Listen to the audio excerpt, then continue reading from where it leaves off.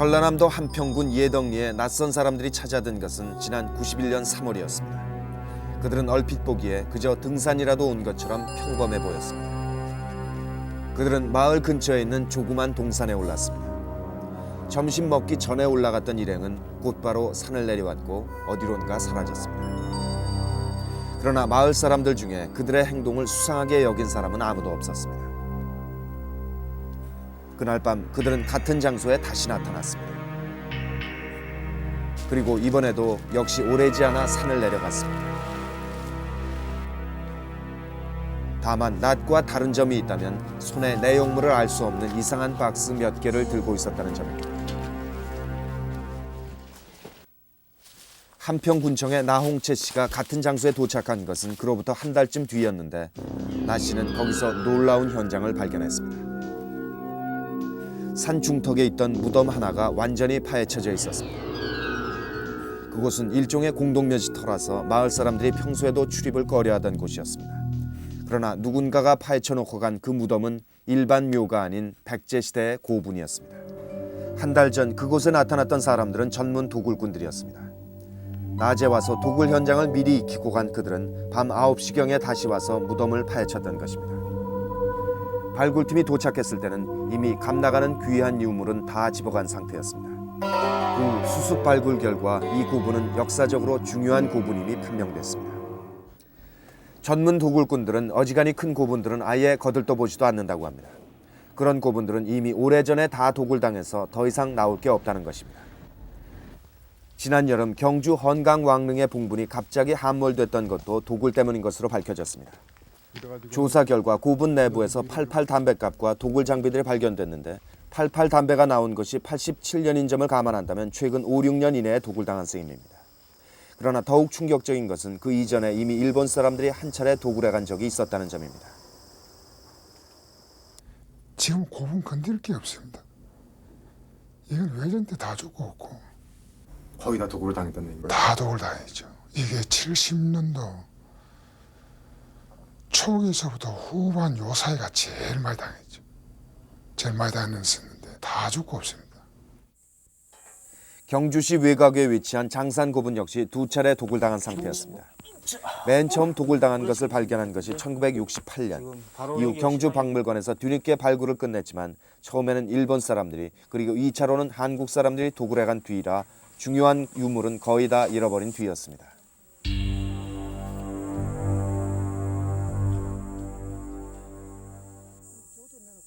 우리는 이번 취재길에 전문 도굴꾼 김 씨를 대동했는데 그의 말로는 장산 고분 근처의 다른 고분들도 이미 도굴당한 상태라는 것입니다. 장산 고분 뒷산으로 올라갔을 때 우리는 이상한 구멍들을 발견했습니다. 그것은 도굴꾼들이 불과 며칠 전에도 다녀갔다는 흔적이었습니다. 아무리 길어도 한두 달 전에 왔다 갔다는 얘기네. 그런데 한두 달까지는 안 가죠. 한두 달까지도 안 가죠. 가장 최근에 왔다는 얘기네. 그 구멍은 도굴꾼들이 무덤을 찾기 위해서 갖고 다니는 소위 꽂을대로 찌른 자국이었는데 경주에서조차 아직까지 도굴이 없어지지 않았다는 증거였습니다. 우리는 최근 도굴이 가장 심각하게 일어나고 있다는 곳을 찾아갔습니다. 경남 언양군 고원산 일대는 4에서 7세기까지 신라시대의 공동묘지터였다고 하는데 지금도 근처 마을의 공동묘지로 쓰이고 있었습니다. 이 안쪽 같은 경우는 도굴 흔적이 보이고 있죠. 어디요? 안쪽. 저 지금 도굴 흔적입니까? 여기저기 파헤친 도굴 흔적은 많았습니다. 차리 고분으로 불리우는 이 일대는 신라시대 공동묘지터였던 만큼 산 어딜 파도 유물이 나오게 되어 있다는 것입니다. 김 씨는 그중 하나에 대해서 소위 진단을 시작했습니다. 도굴꾼 사이에 진단이란 말은 무덤 속에 유물이 있나 없나는 물론이고 어떤 유물이 있는지까지 알아내는 작업인데 이미 도굴당한 고분일 경우 이 진단만으로도 언제 도굴됐는지도 알 수 있다고 합니다. 뭡니까? 이건 한 몇 달뿐 안 돼. 몇 달 전에 고문. 그러면 이런 거 하는 거는 여기 왔던 일꾼들이 그런 이 지방 일꾼들, 지방 일꾼들이지. 그런 사람들은 뭐 구조로 딱 알기 때문에 딱 제자리에만 딱딱딱 짜네. 담배 있나 여기? 온 산이 거의 다 도굴당한 이 차리 고분 일대에는 불과 2달 전에 도굴꾼들이 다녀간 흔적도 보였습니다. 그러나 차리 고분은 이곳 하대 고분에 비하면 오히려 양호한 편이었습니다. 주로 신라 귀족급의 무덤이 많다는 이 하대 마을의 고분은 이미 도굴꾼들 사이에선 소위 좋은 물건이 많이 나오는 곳으로 소문나 있었다는 것입니다. 대부분 아예 형태를 알아볼 수 없을 정도로 파놓았는데 10년 전쯤엔 구멍이 너무 깊어 한 번 빠지면 혼자서는 올라올 수도 없을 정도였다는 것입니다. 신라에 오는데 평가를 하러 다니는 애들은 이거 복해주는 시간에 딴 거 하나라부터 하기 위해 가지고 이렇게 그냥 이렇게 무작정 막 이렇게 호박고기 파도를 이렇게 만들어. 그렇게 도구를 하러 많이 와요? 여름 되면 많이 옵니다.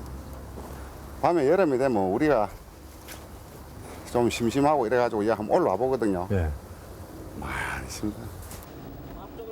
경주에서 30km쯤 떨어진 영일군 냉수리 일대에는 대형 고분 86기가 밀집해 있습니다.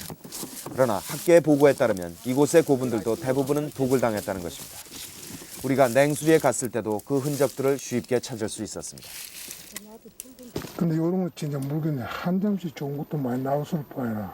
어떤 물건까지 나올 수 있어요? 이런 부분이면? 이 정도 되게 되면은 모자 나름이지만 왕관까지는 안 나고 투구. 예, 투구하고 내가 갑옷, 칼종류하고 그래 칼종류, 기금색 나오고 만약 토기 종류가 나온다 하지만 상하가 다 있기 때문에 그거는 항상 차고차고 싸가지고. 머리 조심. 탔어요? 닿아요? 안 닿아요. 안 닿아. 닿았다. 우리는 고분 안으로 직접 들어가 보기로 했습니다. 고분의 내부 석실은 겉에서 보기보다 훨씬 컸는데 경주의 장산 고분보다도 커 보였습니다. 이만한 묘를 쓸 정도라면 당시 이 지방의 수장급이었을 것이라는 추정도 가능했습니다. 그리고 독을 당시 그렇게 됐을 테지만 시신을 안치하는 시상이 흐트러져 있었습니다. 그런데 한 가지 특이한 점은 다른 고분의 내부와는 달리 석실 한쪽에 부장품을 넣어두는 측실이 딸려 있다는 점이었습니다. 그러나 석실 내부 어디에도 남아있는 유물은 없었습니다. 대신 이곳에 빠져 죽은 것으로 보이는 동물의 뼈가 남아있을 뿐이었습니다. 도굴꾼은 전국 어느 곳에서나 일을 하는 소위 전촌후 일꾼과 자기 지방에서만 일하는 지방 일꾼으로 나눌 수 있는데 전촌후 일꾼은 대략 3,000명 정도라고 합니다. 도굴꾼들은 어떤 고분을 주로 손대는가에 따라서 각자 전문 영역이 나뉘어져 있다고 합니다. 세 가지 분야로 나눠 있는데, 근데 제일 꼼꼼한 것은 가야신라 깜딩 하는 사람들이. 근데 이 사람들은 근데 숫자적으로 봐도 제일 많다고 보죠. 두 번째로서는 사시 가지고 도자기를 찾으러 다니는 사람들. 세 번째는 내가 판일, 지금 자손이 살아있는 거, 지금 묘를 지금 관리하고 있는 거. 이런 사람들은 경기도가 제일 많습니다. 이들의 활동 영역을 보면 신라 가야토기를 전문으로 하는 사람들은 주로 경상도, 고려청자나 조선백자를 찾아다니는 사람들은 전라도, 그리고 자손이 살아있는 남해 선산을 건드리는 사람들은 대부분 경기도 지역이라는 것입니다. 세 가지 일 중에서 가장 위험 부담이 큰 쪽은 신라 가야토기를 손대는 일입니다. 철기나 토기는 전세품이라고 속일 수가 없기 때문입니다. 그에 비하면 얼마든지 전세품으로 둔갑할 수 있는 도자기 쪽은 기술만 좋으면 마음 놓고 일할 수 있다는 것입니다. 그러나 같은 도굴꾼들 사이에서도 도덕적으로 비난을 받는 쪽은 남의 선산을 건드리는 이른바 판일입니다. 그 앞에 비석을 읽어봐가지고 한 350년 이상만 넘었다게 되면은 그거는 물건이 다 나오게 돼 있습니다. 참 떼장을 띄어가지고 물건만 싹 뽑아먹고 혼란 다 뒤집어 놓고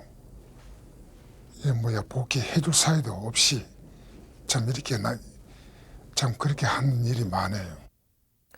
우리는 실제로 남의 묘를 건드리면서까지 도굴한 흔적을 볼 수 있었습니다. 공장에 나오도록 모든 것들 파부터 하니까 저 밑에는요. 도굴꾼들은 스스로를 반은 풍수쟁이라고 말합니다. 차를 타고 지나가다가도 저기가 명당이다 싶으면 그 길로 내려서 진단을 하는데 그럴 때는 어김없이 유물이 나온다는 것입니다. 이 도굴에서 가장 중요한 것이 진단 작업인데 이때 필요한 것이 꽂을 때입니다.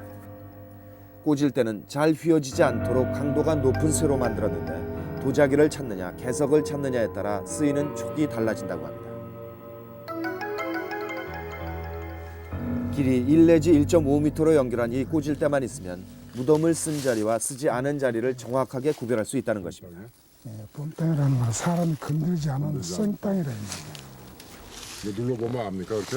눌리는 그러나 사람의 손이 간 자리, 말하자면 무덤자리 같은 곳은 쑥 들어간다는 것입니다. 새로 빠졌고 미조작이나 세제하는 사람들은 토기로 절대 빵꾸 내는 일이 없어요. 그렇죠.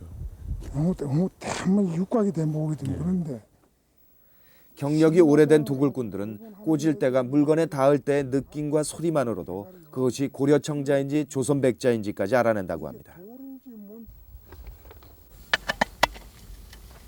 이게 좀 유약 없는 거죠?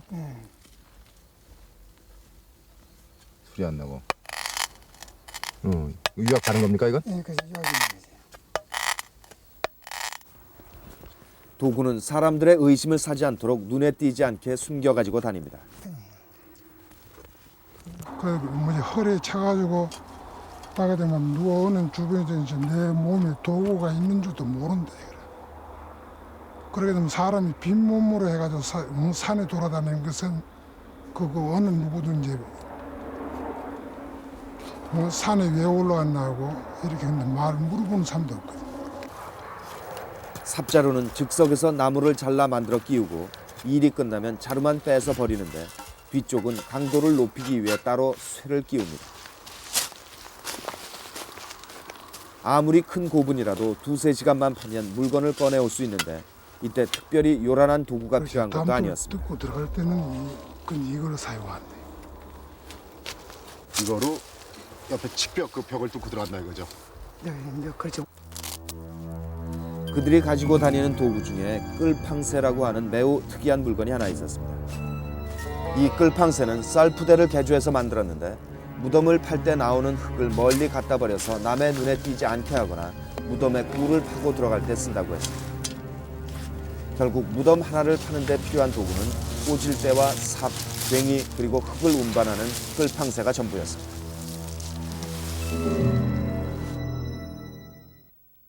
도굴꾼들은 모르는 사람들과는 함께 일하지 않으려는 속성이 있어서 대개는 동네 젊은이들을 끌어들인다고 합니다.